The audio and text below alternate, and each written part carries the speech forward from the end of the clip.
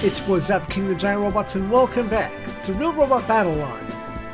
Oddly, we're back here in the middle of a stage, because there's a specific condition to progress to a secret scenario. Shozama must attack Goralia with the Aura Gidi. Or Aura Sword, excuse me. Aura Gidi da!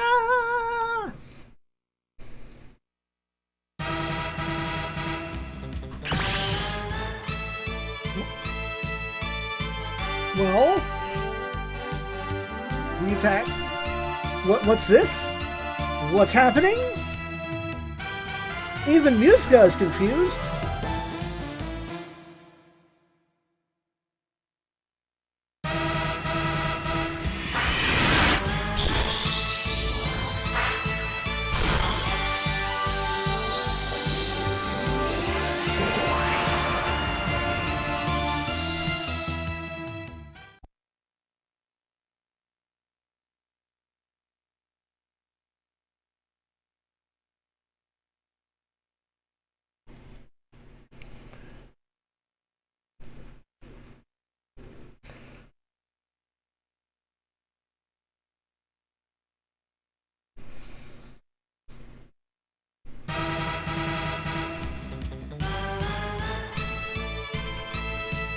Stage 9, Earth.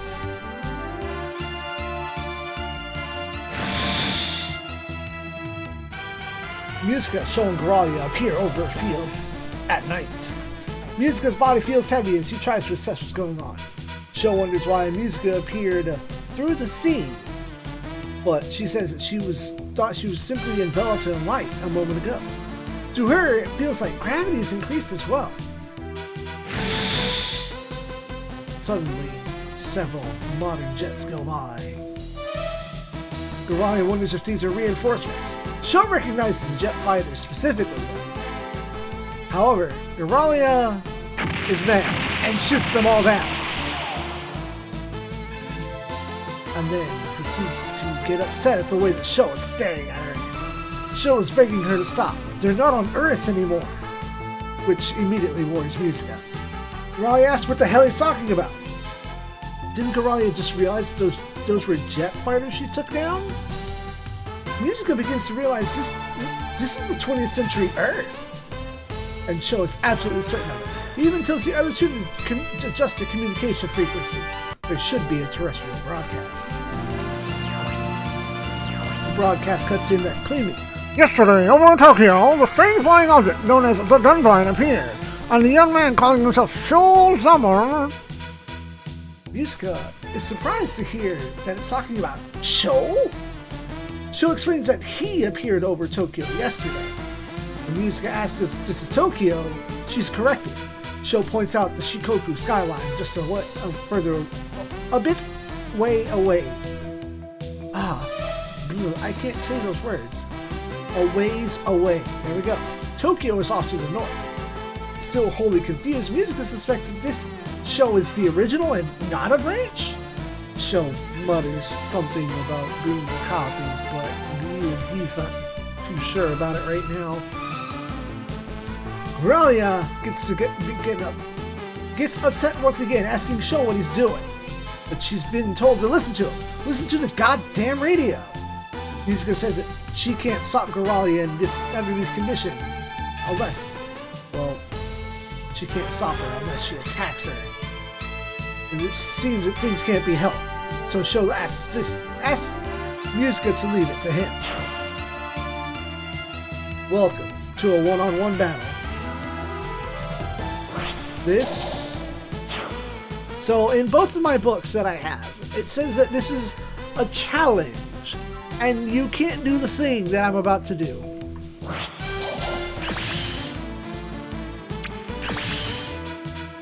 You heat up.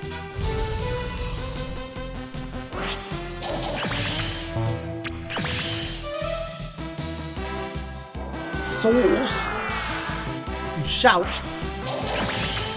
You yell some more.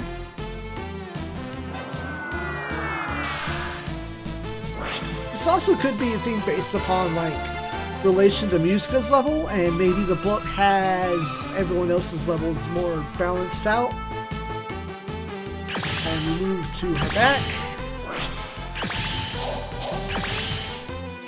And we poke her in the spine.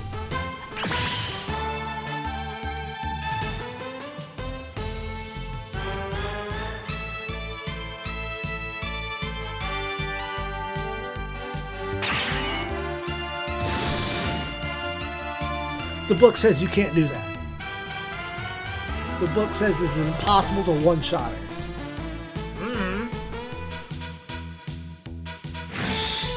But once she is severely damaged, I guess brought under 50% HP, or destroyed as it were, Sho urges her to go back to Ursus. And Sho urges Goralia to go back to Ursus. Something is clearly obstructing Goralia's sight and ears as she just keeps saying, "What are you doing? What are you saying? What are you talking about?" Literally, that's all she has said this entire conversation. It's like, what are you saying? What did you mean? What are you doing? Sho asks if she's been listening to the radio at all. They should not be here. Goralia continues to question Sho.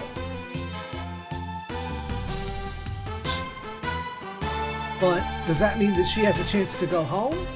Sho explains that they're there because the Dunbine and Basol's aura had maxed out. If they do that again, surely they can fly back towards Ursus. Goralia kind of agrees to this, thinking that only dogs die on Earth. Ursus is far better than the Earth, at least. Sho is sure that this isn't the world that they should be in. Goralia finally seems to understand something, but asks Sho if they can really go home. Sho is certain of this. They appeared on Earth because that's his home. Goralia thinks that Musica may be the key to them getting back. So Sho asks Musica to keep Ursus in mind while they focus their aura.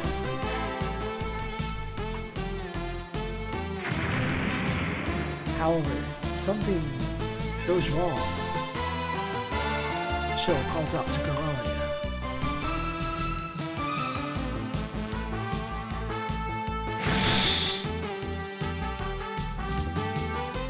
Sho and Musica appear just outside the Silverado, but Goralia is nowhere to be seen. And there's no clue what even went wrong.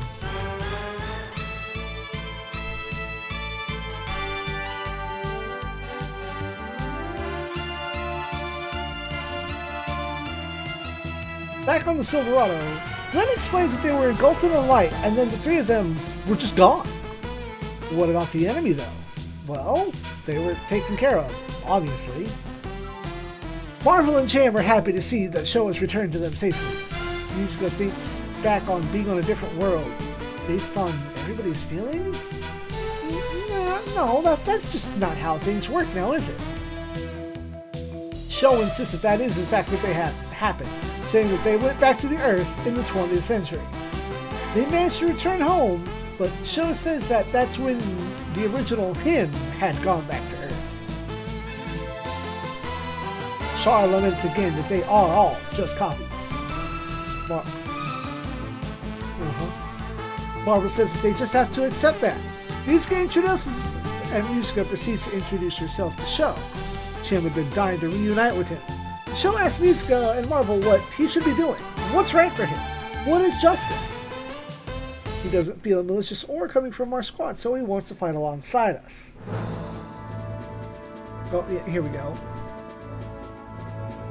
Sho isn't sure what he should be doing, but he doesn't feel a malicious aura coming from our squad, so he wants to cooperate with us. And Marvel says, yeah, okay.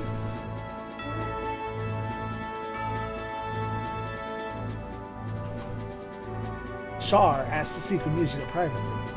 Char asks her about human innovation. He doesn't think there's any innovation in humankind if they're relying so heavily on the duplicators. Do such spoiled people think that branches should be purged? Musica is shocked to hear this. What? Who said anything about purging anyone? What? Char begins to char as is tradition, saying that he wishes to guide humanity.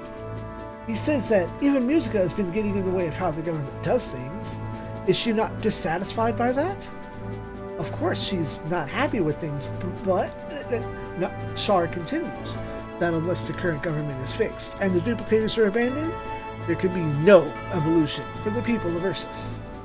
And Char believes that Musica has the power to make this happen. So he'll let her dwell on this for a while.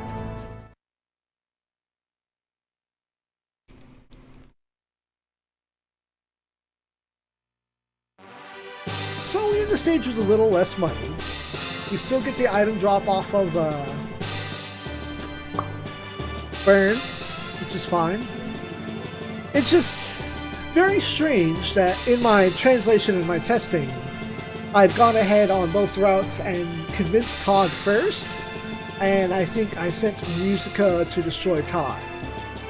And it's at that point that my books both say that when Burn is defeated, or when the enemies are reduced to 4 or less, Burn retreats. But I didn't convince Todd if you go back to the previous episode, and I just wiped him out from the art set. Sometimes you learn more than what's printed in the books. Remember to always do your research. Thank y'all for watching. I understand this is a very short episode, but that was a very short stage. A one-on-one duel with a little bit of done by plot. Good night, sir.